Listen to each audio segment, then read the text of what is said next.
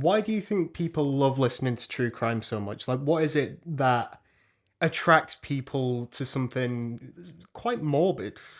Do you know, it's really interesting because I think a lot of people think there is a fascination with the morbid because people are voyeuristic. So they're almost titillated by the area of people being horribly brutalized and murdered. But the research shows something entirely different. So, first of all, 80% of people who listen to true crime, watch true crime, read true crime, actually read crime fiction as well, are female.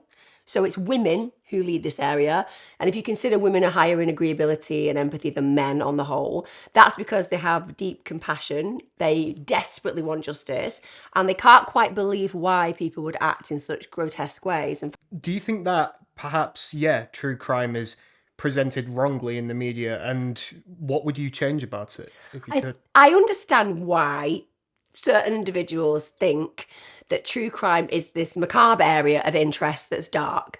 But it's a little bit like saying, well, we all love different types of weather. You can love the sun, and equally, you can find the rain or the inhospitable storm beautiful. It's not because they don't have their parts in our world. There is dark, there is light. When it comes down to the press suggesting that people are voyeurist, they're not. The reality is that people are desperately involved and interested and intrigued and curious about how somebody can inhabit our world and wear a mask of acceptability for the most part and then do something fundamentally outlandish like kill somebody. I think that's the capture of this area. What kind of point did you realize you were becoming a public figure, I suppose?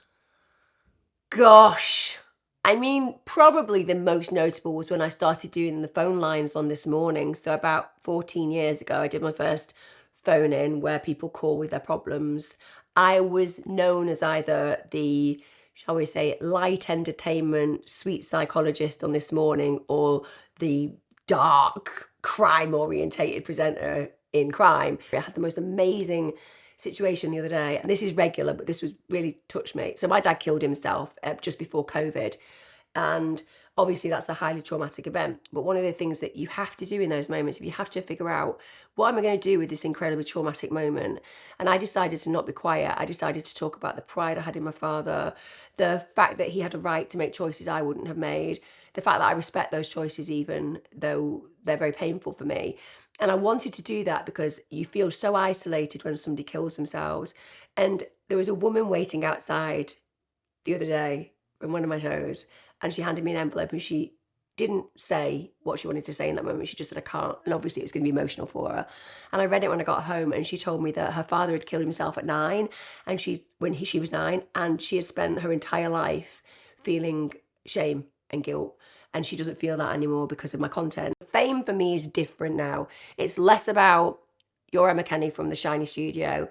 I'm now Emma Kenny, the person who brings you crime content from a front room a lot of the time.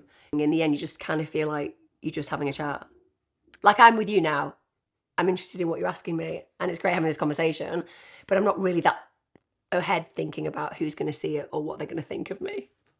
But you mentioned that you don't want to, you're not really interested in doing TV anymore. Is there, I'm going to make a guess, is that because they filter quite a lot of what you want to talk about and you don't really have any creative control?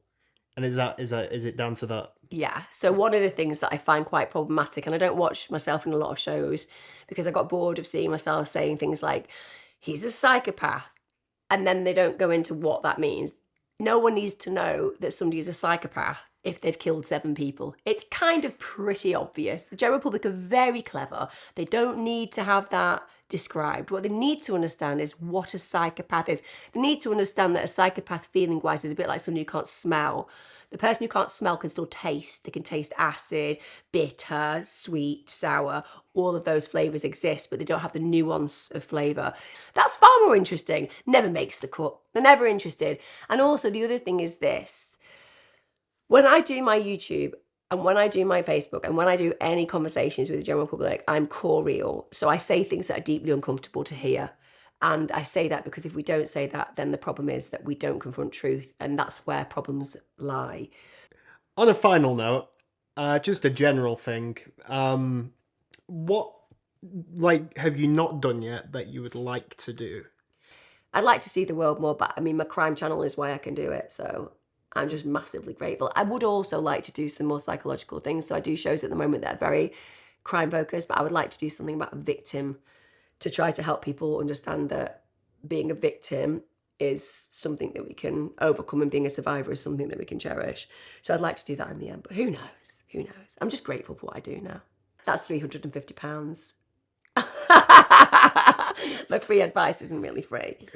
Can I send it by a check? Yeah, of course you can. Thank you so much, Emma. It's been a joy. Thank you for having me.